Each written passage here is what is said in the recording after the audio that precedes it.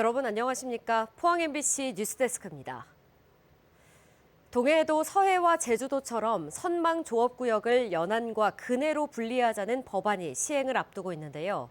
법 시행 직전에 어업 세력이 강한 남해 어민들이 느닷없이 2년 유예를 요구하고 나섰습니다.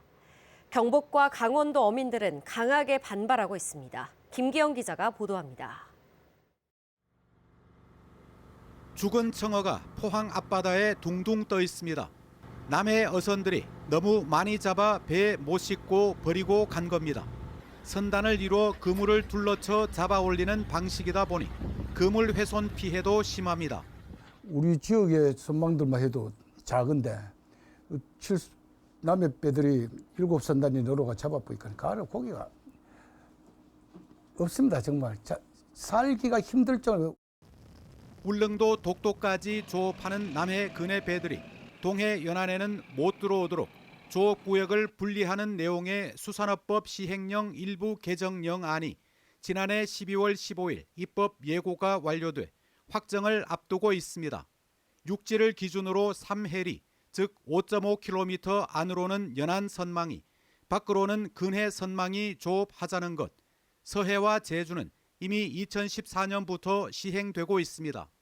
2014년도에 서해안과 제주도에는 기 설정되었고 동해안에서도 2017년도에 추진을 하여서는 무산되었습니다.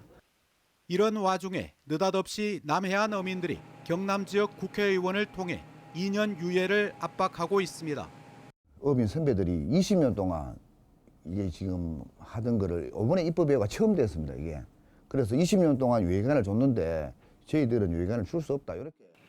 어획 강도가 센 남해 근해 선망이 동해 연안까지 들어오면서 자원 고갈은 물론 법의 신뢰성마저 훼손하고 있습니다. 근해에서 조업해야 할 배가 연안에 들어와서 조업하면 되겠습니까? 이건 상도이상 이건 맞지 않는 거지요. 경북과 강원도 어민들은 큰 배는 먼 바다, 작은 배는 연안에서 조업한다는 원칙을 이번 기회에 반드시 세워야 한다며 더 이상 양보는 없다는 강경한 입장입니다. MBC 뉴스 김기영입니다. 경북 동해안에 건조특보가 내려진 가운데 오늘 낮 12시 30분쯤 경주시 산내면 대현리의 한 야산에서 불이 났습니다. 산림당국은 헬기 8대와 산불 진화 차량 31대, 인력 50여 명을 투입해 1시간 만에 큰 불길을 잡았으며 산림당국은 산불 등 화재 예방에 각별한 주의가 필요하다고 당부했습니다.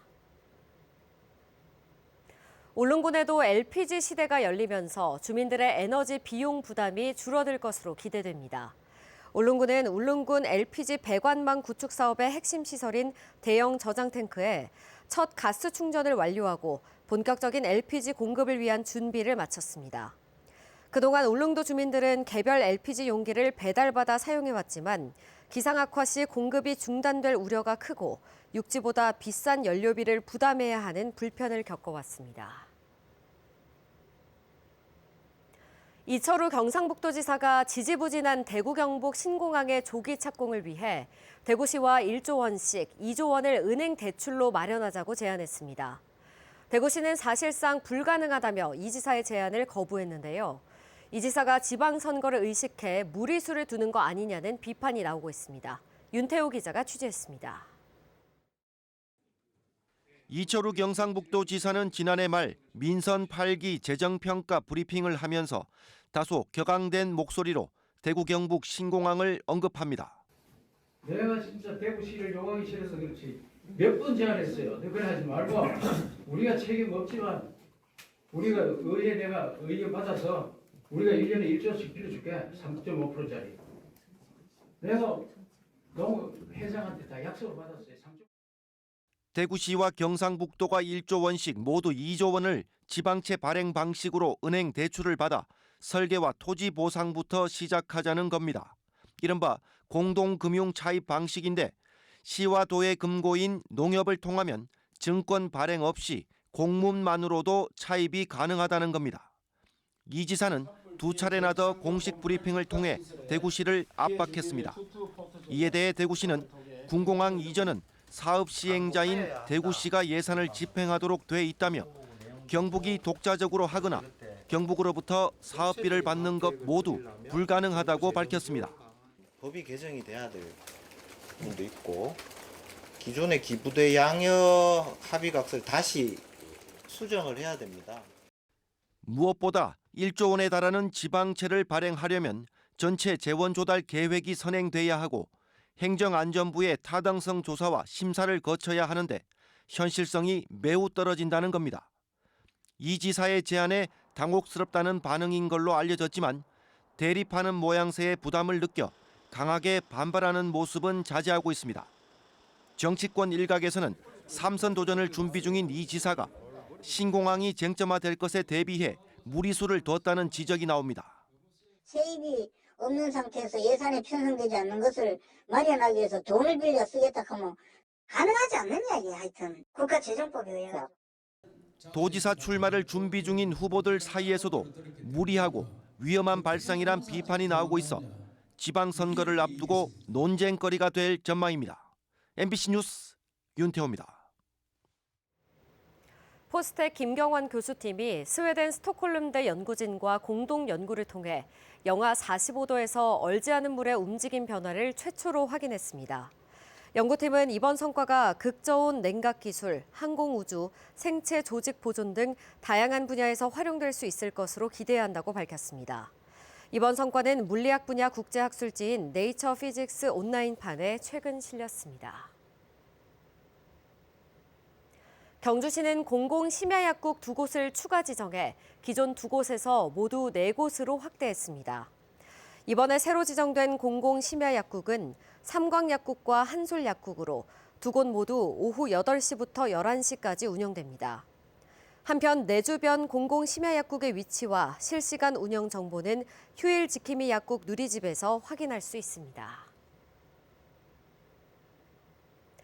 대리운전 기사가 폭행이나 폭언을 당하는 일이 심심찮게 일어나고 있습니다.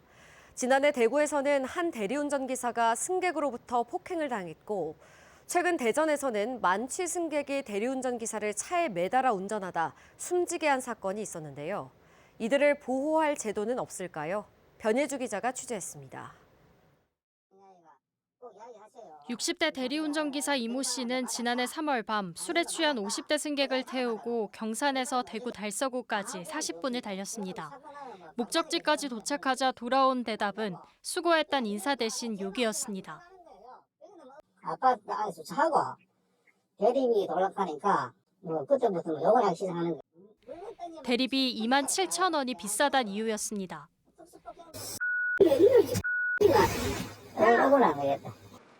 음주운전을 하려는 승객을 막자 승객은 기사에게 휴대전화를 던지고 주먹으로 때렸습니다.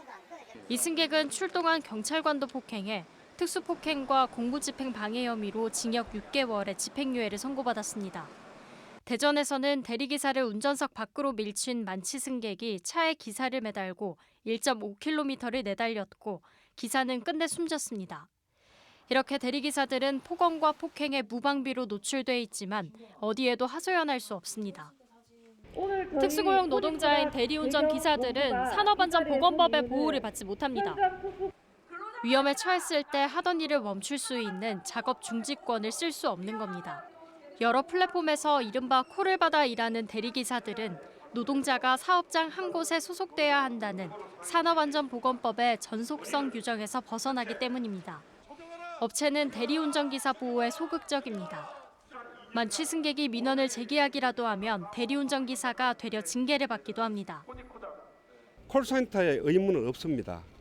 수수료를 20% 가까이 먹고 있지만 어떠한 책임이라든지 어떠한 것은 책임을 안 지고 있습니다. 업계 등에 따르면 2025년 기준 전국의 대리운전 기사 수는 10만 명으로 추정됩니다. 대리운전 기사가 일터에서 더 이상 숨지거나 다치지 않도록 법적 제도를 마련하고 업체의 책임도 강화하는 등 제도 개선이 시급한 실정입니다. MBC 뉴스 변예주입니다. 포스코 노동조합 김성호 위원장과 간부들은 오늘 포항 MBC를 방문해 희망 2026 나눔 캠페인 이웃돕기 성금 2천만 원을 기탁했습니다. 기탁된 성금은 경북 사회복지공동모금회를 통해 포항 지역 내 기초생활수급자, 독거노인, 소년, 소녀가장 등 이웃들의 긴급 생계비와 의료비 지원에 사용될 예정입니다. 한편 포스코 노동조합은 지난 2025년 한 해 동안 포항과 광양에서 지역화폐 160억 원어치를 구매하고 포항시와 광양시에 2억 원의 기부금을 전달한 바 있습니다. 울진군 농업기술센터는 오는 2월 11일까지 2026년 우수 후계농업 경영인 선발 및 지원 사업 신청을 받습니다. 신청 자격은 만 50세 미만으로 영농 경력이 없거나 10년 미만인 경우이며 후계 농업 경영인으로 선정되면 농업용 토지 구입 임차와 시설 설치비 등에 대해 최대 5억 원 한도 내에서 지원받을 수 있습니다. 지원 조건은 5년 거치 후 20년 분할 상환이며 금리는 연 1.5%입니다. 포항 연일 전통시장이 중소벤처기업부가 주관하는 문화관광형 시장 특성화 시장 육성 사업 공모에 선정됐습니다. 올해 처음 선정된 연일 전통시장은 2년간 10억 원을 지원받아 형산강과 연계한 문화관광체험형 특화시장으로 육성되며 관광문화시장으로 변모할 예정입니다.